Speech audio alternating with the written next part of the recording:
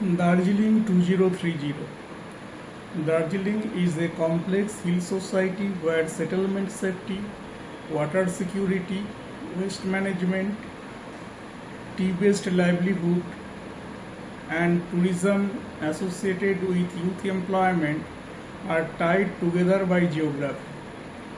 Official demography shows a population of 18.47 lakh, an urban share of 39.42%, a scheduled tribe population share of 21.52%, and a density of 586 persons per square kilometer. These numbers reveal a district that is a classic hill district where mobility, slope stability, water, and tourism must be planned together if the sustainable development goals are to become visible in people's life.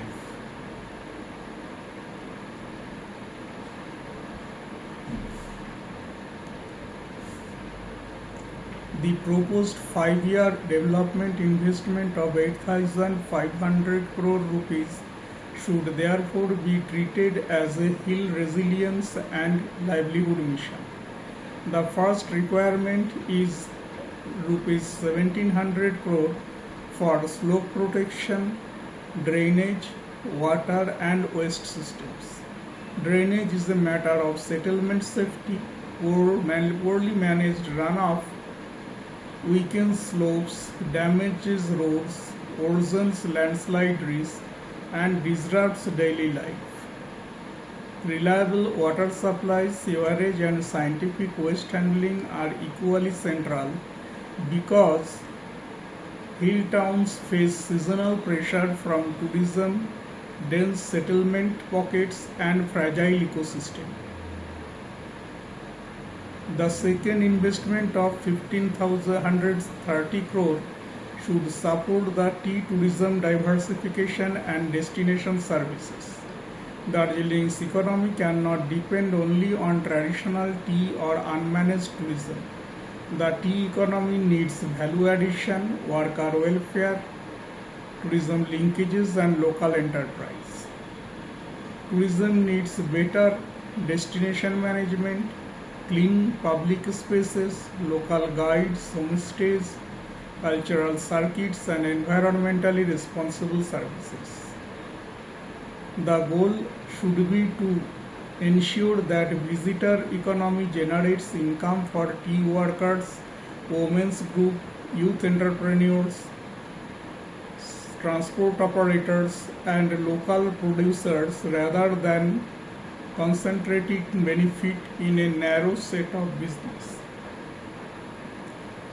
The third investment 1700 crore rupees should go into e-buses, ropeway or other last mile service system and parking management. In a hill district, mobility is both an economic and environmental issue. Congested roads reduce tourist satisfaction, increase emission, waste time, and make emergency access difficult. Cleaner public transport, better last mile connectivity, managed parking, and safer pedestrian movement can reduce pressure on fragile hill roads while improving access for residents, students, workers, and visitors. The fourth component, another 1700 crore, should be directed towards hill health systems, school hostels, and telemedicine. Telemedicine can reduce avoidable travel for primary consultations. Hostels can help students from remote areas continue schooling. Strengthened hill health and education services can directly improve SDG outcomes in health, education, and human capability. The largest component, 1870 crore, should create resilience systems, youth enterprises, and clean energy solutions. Darjeeling's future depends on whether its young people can find dignified work in the district itself. Youth enterprise support should cover tourism services, digital work, tea-linked products, food processing, and local crafts, and clean energy services, among others. Clean energy can reduce fuel cost and improve public infrastructure reliability. Disaster resilience systems should include slope risk mapping, early warning, community response teams, emergency operation systems, and climate screen public access. The financing plan should be layered. Around 58% should come from central and state schemes, 12% from multilateral development bank finance, 18% from public-private partnership, 6% from CSR, and 6% from community contribution. Public finance should support core infrastructure, water, health, education, and resilience.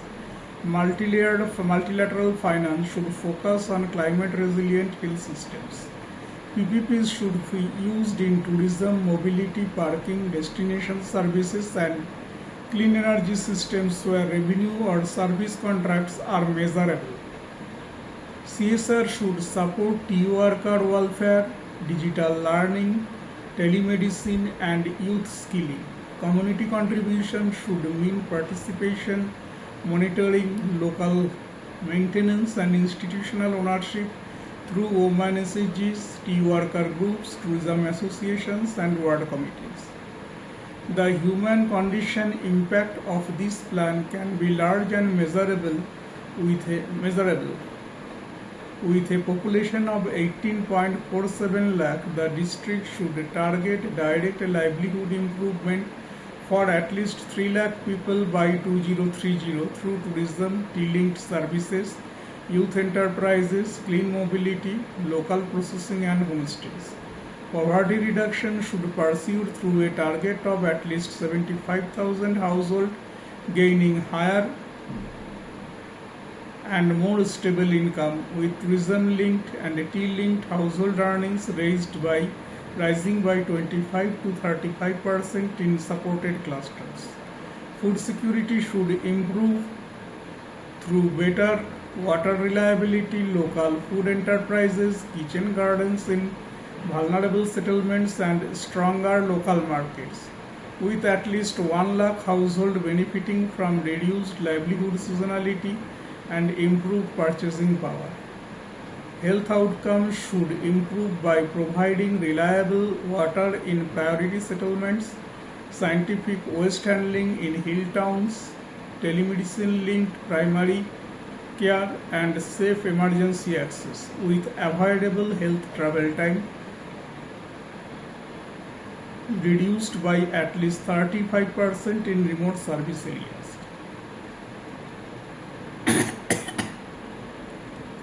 Education should improve through school hostels, better mobility, and digital learning support, with a target of reducing weather and distance related school disruption by 25% and ensuring functional digital learning access in priority hill education clusters. These targets are logical because water, road, income, health access, and school continuity are mutually reinforcing.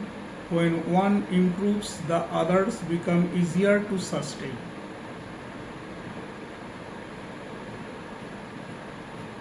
The delivery schedule needs to be realistic.